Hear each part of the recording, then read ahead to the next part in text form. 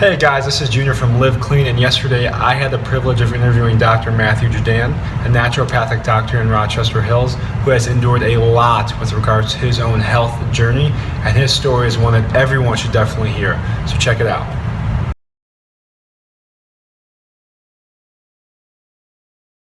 Matt, why don't you tell us a little bit about your health journey? Sure. Well, my health journey was very long, very hard. A lot harder than a lot of people have actually gone through, which is what led me to what I'm doing today. My health journey started with me having seizures as a little kid, and then finding out that eventually I had a brain tumor. It was called oligodendroglioma, so it was a cancerous tumor. And at the time I was so young and did whatever they told me to do. So I had to go under the knife, go into surgery and whatnot as soon as they found out. And they were able to remove a lot of it. But hey, right afterwards, I was weak in the left side of my body, paralyzed, unable to really walk. It took me, maybe years before I got back to being normal again. And I was noticeably different than all the other kids. Not to mention some permanent loss of vision that some of it has returned, but the rest of it is permanently gone. Following all of this, it turns out that the tumor had grown back a little bit more over the course of a couple of years. So they said, hey, let's do radiation therapy, let's remove it. They did radiation therapy and did a second surgery.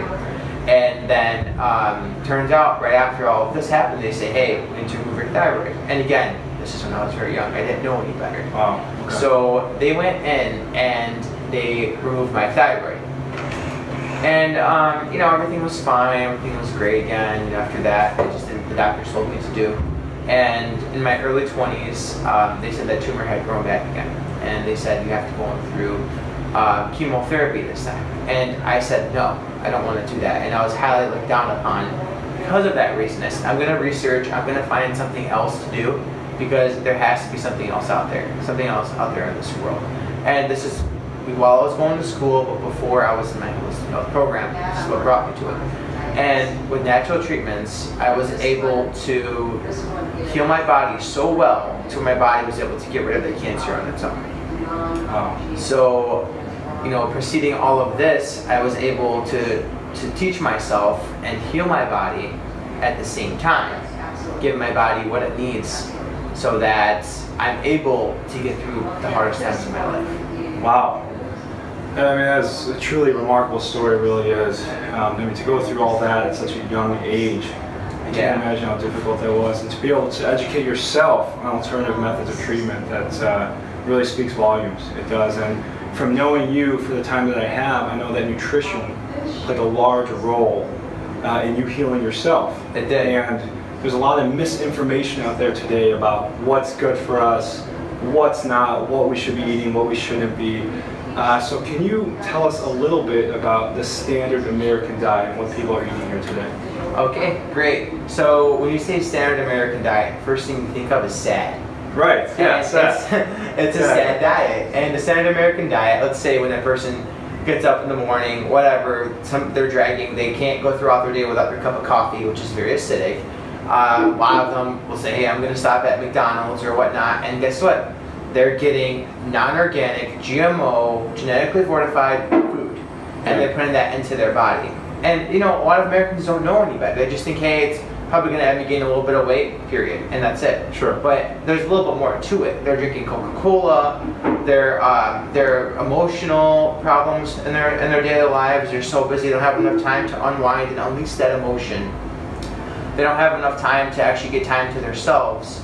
And not to mention, there's so many people out there smoking, and then so many people out there drinking, and they go out, they get drunk. They don't go out and have one drink. They go out and they drink a lot. Yeah. And not to mention that people are just they're having sedentary lifestyles.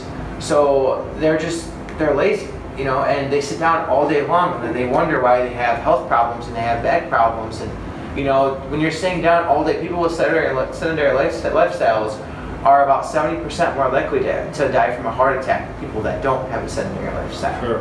Yeah. Well, SAD, right? I mean, it truly is sad. So what I'm hearing is a lot of chemicals. I'm hearing a lot of sugar, Yes. combined with a sedentary lifestyle, not moving around, sitting in traffic, sitting at work. Acidic, Acidity. right, leads to illness, Cancers, chronic disease. Yes, cancers thrive better in the body when the body is acidic. So when the body is acidic, it's easier for cancer to grow. It's easier for bacteria to thrive. It's easier for candida to grow in the gut. And so it all together messes with the whole entire body. Wow. Okay, I mean that's fantastic stuff. I mean, a lot of people don't understand things like acidity, keeping the blood alkaline, gut health. They really don't associate those things with things like cancer, neurological conditions. I mean, all these things are related, and it's amazing. So you take the standard American diet, and all these people suffering from illness today, right? All these illnesses are going up in numbers. Statistics are through the roof. How can this be corrected? I mean, you did it on your own, right? Right, exactly. How can it be corrected? Well, for me, it was a lot of research and then going to school. But okay. How can it be corrected now? Well, obviously, stop. Okay. So obviously, step number one. Right? Stop what you're doing.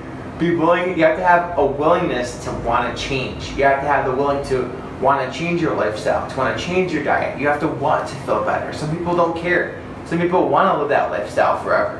So that's number one. And then number two is to take the challenge and really do your own research.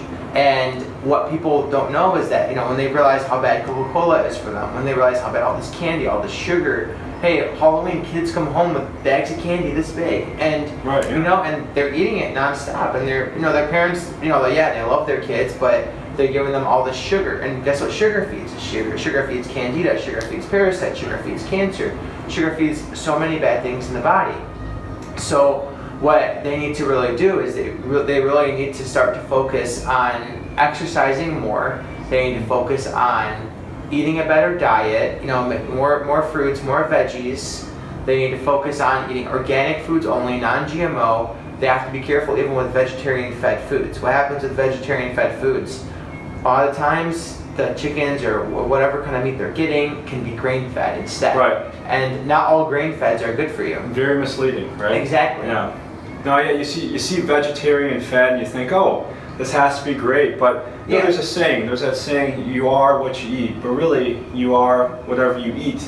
Exactly. Right? So if this chicken or this stockyard cow is being fed these grains, right, they're passing on these pro-inflammatory omega-6s, and now you're suffering the consequences, right? Exactly, and not enough omega-3s. Most of us don't even get enough of that. Right, yeah, exactly. I know I saw a statistic the other day, with the standard American diet, the ratio is like 20-1 omega-6s to omega-3s, and the average American out there, which is so wildly out of balance, no wonder people are getting so sick. Exactly. Right? We're not getting what our body really needs. America is all about making money. And same thing with Big Pharma. It's all about making money. Yeah. That's it, So that's one thing I have to be really careful with, is because America is all about that. They want to mass produce whatever they can get their hands on. So people are going out there, they go out to a nice restaurant, they're eating chicken. They can ask the question, hey, is this chicken organic? Nope, sorry, it's not organic. But hey, it tastes great, right? Yeah, it's amazing. But that's not what's best. That's not what your body wants right now. Sure. Your body doesn't need antibiotics all the time. Your body doesn't need antibiotics. If your body was functioning well, if you're in a healthy, well-functioning body, it's highly unlikely that you'll ever need antibiotics, because your body's immune system will be strong enough to function on its own. Okay, so I'm glad you brought that up. You talk about antibiotics, you briefly touched on hormones, grain-fed. Right. You talk about the immune system. What most people don't realize is the majority of your immune system resides right in your gut. Yes. So, Dr. Jadan, tell us, why is gut health so important? Well, that's like the core of the sun. If you think about the core of the sun, that's where it's the hottest. That's where it needs the most. That's where it gets the energy from. So if you think about this, your gut function controls the whole entire body. Your gut is where hormones are created. Your gut is where your immune system is controlled, which is the thymus is in the gut. Your gut is where all of your nutrition is being absorbed and being spread throughout the entire body. So what happens is that if your gut's not functioning well, your body altogether isn't going to function well. Okay. So at the end of the day, here's what we're looking at. We're looking at people that are taking antacids, which are proton pump inhibitors, that are taking them more than 8 weeks long. And when they're taking them more than 8 weeks long, they're alkalizing the gut. And people say, hey, okay, well, I have acid reflux. I have to keep taking this stuff. But at the end of the day, the reality is the reason why your body's producing too much acid is because your body's having an issue producing the enzymes to break down the food. So enzymes that produce, in the gut, in the stomach, the intestines, all that, it's all over it's in the liver as well. And so what we're looking at is a problem within the entire body there, because the gut isn't functioning well. Interesting. And yeah, so what ends up happening is that people end up alkalizing the gut, and so they're, instead of going in the right direction, they're going in the opposite direction. Wow. Instead of taking digestive enzymes to help their body digest the food, they're taking away that acid, and the body isn't able to digest the food correctly. Wow, so you're no longer able to digest food. Yeah. So you're here first. It all starts in the gut. It's so fascinating, just how the gut ties into overall health, and what you eat, and almost as importantly, what you don't, really affects the way you feel every day. Now, in your case, and in the case of most people out there, and you could say almost everyone, you went to the doctor, right? I'm sure they gave you some type of pill. You left, and you thought, okay, my problems are solved. Right, exactly. When I was sick all the time, and I would always go to the doctors, they would just say, okay, well, maybe it's all in your head. Maybe it's maybe you're a hypochondriac, and then they would send me home with antidepressants, and then they sent me, and those didn't work. So then they sent me to a psychiatrist, and they put me on antipsychotics, and those messed me up way more. I know. And so they messed me up so bad to the point where I'm like, okay, well, this is not the answer. And then I stopped all of that and said, okay, that's around the time where I wanted to do my own research as well. So what happens is that people go to the doctors, they get them, let's say they go to the doctor and they can't figure out what's wrong with them, so they call it something. That's just what doctors like to do, because they like to give someone a diagnosis that, and when doctors go to school, I'm not saying that they're bad people, they're great people, but they're trained in a certain way to feel like, this is the way. And a lot of doctors are open to other treatments as well. Things that doctors do are great too. And I feel like there should be a combination of both between, so these things should be integrated, being holistic and then doing the medical approach, because you do need both of them. Sure. Now, the thing is that when you go to the doctors and they say, hey, you have irritable bowel syndrome because they can't figure out what's wrong with you, that's not a diagnosis. That's not telling you what's going on. That's not telling you what the problem is. So what's happening is that you're basically saying, okay, I'm gonna go home and then I'm gonna take these pills and I'm just gonna get rid of the symptoms. It's a symptom, yeah, right? But what about the underlying cause? What about the people that go to the doctors all the time and they're being told that they have fibromyalgia? What about that? And what about the people that are being told that they have multiple sclerosis and the body is attacking itself for no reason? That doesn't make any sense either. Right. Some people have multiple sclerosis, they correct their diet, and guess what? Their MS gets better. Because, yeah, and not to mention it's that a lot of people have parasites in the gut. And so what happens when you have a problem with the gut is that proteins leak out of the gut. So parasites drill into the gut lining, the permeable of the gut. They drill in there. Proteins leak out of the gut and then go into the bloodstream. So when you have proteins in the bloodstream flooding throughout the body, that causes an autoimmune response. So the body starts to attack itself thinking that there's a foreign invader. But the reality is that's not the case. And people will be like, oh, okay, well then it's just candida. But the real truth is it's not. Even candida isn't the underlying cause. Why did candida occur in the first place? The immune system is compromised. Candida can flourish. You need to have some candida in your body. You have to have some. That's fine. Yeah, we all have it. Right? We all have candida. Everybody has that in their gut. But candida overgrowth is the problem. When someone wakes up in the morning, they look at their tongue, their tongue's all white. Or if someone might be, hey, looking at their tongue right now, my tongue is white. Maybe some candida. But a lot of times, there's parasites, there's other things to worry about as well. And then, like we talked about earlier, when the gut isn't functioning correctly, the body as a whole will not be. Interesting. So, as we kind of stated before, but really hammer home, the gut is everything. Gut health is paramount to your overall health. And case in point, Exhibit A right here, Dr. Mathew Jadan. This guy lives it, he talks the talk, he walks the walk, he lives it every single day. He's walking proof that if you heal and seal your gut and you take care of your microbiome, bacterial balance in the gut, you can solve these once diagnosed chronic illnesses. Is that right? Well, not exactly. You can help your body. You can, help your body heal better, but it really depends on the underlying cause. Okay. And so, let's say, for example, if someone has fibromyalgia, which is a lot of times actually Lyme disease, or Lyme disease also, by the way, does bring up viruses too. So, the Lyme is a spirochete, and it drills into the cell.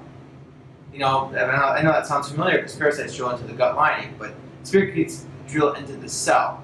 And what happens is, guess where viruses hide in the body? They hide in the cell. They need a host, so we're their host. So, for example, when someone has mono, which is the Epstein-Barr I was talking about, it goes dormant in the body. It never completely goes away. And when your immune system gets really weak, it comes back out. So people that have Lyme disease are going to have relapses of the viruses and thinking that, hey, this is my only problem. But the reality is it's not. And the crazy thing is they've done studies and they found out that people are getting Lyme from mosquitoes. People are getting Lyme from spiders. People are getting Lyme, obviously, from the ticks. Right. So it's crazy out there. And it's very overlooked. The blood work sucks because Lyme moves in cyst form. So it's something that really needs to be addressed. Something that really needs to be brought to the attention of the world, because it's something that's it's a really strong epidemic right now, and it's really changing lives and making people really sick. Not to mention a lot of other things that are also overlooked. Yeah, no, well said. I think your story and the message that you have to share does need to be shared with the world. Right. And I want to thank you for taking the time here today to speak with me. I appreciate it. Of course. Dr. Jadan. And he will be giving a discussion, a seminar, Live Clean Nutrition, at 7 p.m. on December 7th. If you want to learn more, I strongly encourage you to come out and listen. Ask questions. Dr. Jadan here is very willing to answer, and it could be very, very valuable for you. So appreciate your time, and we'll see you on the 7th. Thank you. Bye-bye. Have a great day.